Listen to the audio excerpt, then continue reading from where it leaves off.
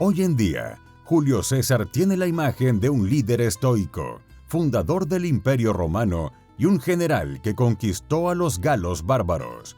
Sin embargo, el hecho menos conocido es que César tuvo una vida sexual muy animada.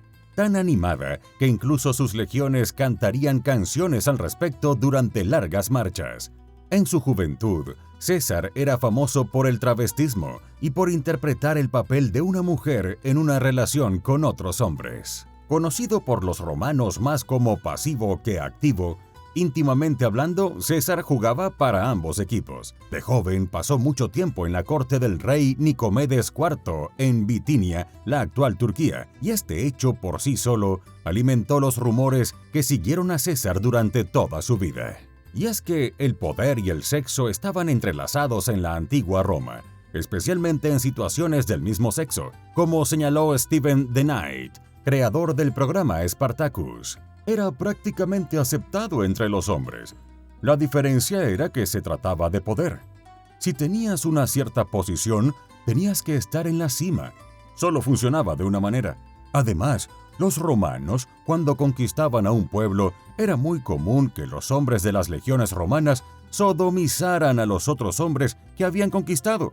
Eso también era una demostración de poder y fuerza. Se decía que César era afeminado, un problema para los antiguos romanos. No fueron solo las preferencias de César las que hicieron que la gente pensara en él como más femenino que otros hombres de la época. Además del travestismo, César tenía ciertos gestos que lo marcaban como diferente en una sociedad que valoraba la hipermasculinidad. Cicerón dijo en un momento dado acerca de César: «Nunca habría pensado que un hombre que se rasca la cabeza con un dedo y tiene el pelo tan exquisitamente arreglado podría haber derrocado al Estado romano». Cuando otras figuras políticas se burlaban de él por su comportamiento o sus acciones, no tomaba represalias como se esperaba. En lugar de contraatacar con algún insulto, como era costumbre, en su lugar respondía que había habido muchas reinas poderosas a lo largo de la historia. Lo que distinguía a César no era solo que muchos de sus gestos parecían afeminados para la época, sino también que no trataba de frenarlos para que fueran más socialmente aceptables. Sin embargo, era un mujeriego empedernido. Julio César era un hombre alto, no como la mayoría de los romanos, y tenía sentido de la moda. En su juventud se le consideraba guapo. Se dice que tenía un buen sentido del humor. Todo eso contribuyó a que fuese muy popular entre las mujeres. La amante más famosa de César fue, de hecho, la reina de Egipto, Cleopatra. La leyenda de Cleopatra envuelta en una enorme alfombra e introducida de contrabando para encontrarse con el César es bien conocida. Sin embargo, Cleopatra, por importante que fuese, no era la única. César tenía decenas de amantes. Sobre todo, le encantaban las esposas de los senadores y gastaba fortunas del dinero de Roma en trabajadoras íntimas, a pesar de que él mismo estaba casado. De hecho, se casó 3 veces, pero en la época romana, la definición de matrimonio no era mantenerse leal a tu pareja. Se le permitió tener relaciones con otras mujeres y hombres siempre y cuando no fuera humillante para la sociedad romana y se llevara a cabo de manera discreta. Y ese fue el problema. Julio César no era muy discreto que digamos, y una de esas relaciones lo dejaría en ridículo persiguiéndolo de por vida. Corrompido por la depravación oriental. Los opositores a Julio César usaron los rumores de que en un viaje diplomático había mantenido relaciones homosexuales con Nicomedes IV, rey de Bitinia, para erosionar la autoridad del dictador romano. Con 19 años, Julio César fue destinado ciertamente a una misión diplomática durante su primer servicio militar en el extranjero, concretamente en la costa norte de Turquía, con el propósito de reclamar el apoyo militar de Bitinia, un reino aliado de Roma. El anciano rey de Bitinia recibió a César con mucha efusividad en recuerdo de su amistad con el padre de este, también llamado Cayo Julio César.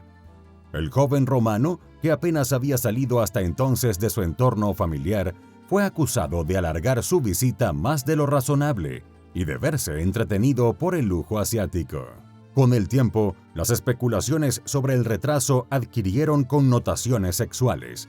Comenzaron a circular versiones que presentaban a Julio César como un amante servicial y pasivo, que había quedado sometido tanto sexualmente como políticamente por Nicomedes. Un relato muy repetido aseguraba que en una ocasión los ayudantes del soberano, en presencia de comerciantes romanos, condujeron al joven patricio hasta el dormitorio real, donde fue vestido con ropajes púrpuras y le dejaron reclinado en un diván dorado esperando a Nicomedes. El hecho de que César hubiera ejercido así un papel pasivo significaba una actuación completamente inadecuada, incluso para un esclavo en Roma. Los rivales del futuro dictador de la República Romana emplearon la historia a modo de arma política en una infinidad de veces sin que les importara mucho que el relato fuera cierto o no. En un ambiente político exageradamente difamatorio, los rumores dieron lugar al apodo de Reina de Bitinia y a la definición de que Julio César era el marido perfecto de toda mujer y la esposa de todo hombre. Su supuesto papel en las relaciones hombre con hombre lo convirtió en objeto de burla. La sugerida relación de César con el rey Nicomedes de Bitinia no era sospechosa porque fuera una relación entre dos hombres, sino por el papel que se decía que César desempeñaba en ella. Roma era un patriarcado, lo que significa que los hombres eran considerados socialmente superiores a las mujeres, y como tal, los rasgos normalmente atribuidos a las mujeres se consideraban menores. Como resultado, ser sodomizado era caer en un papel femenino.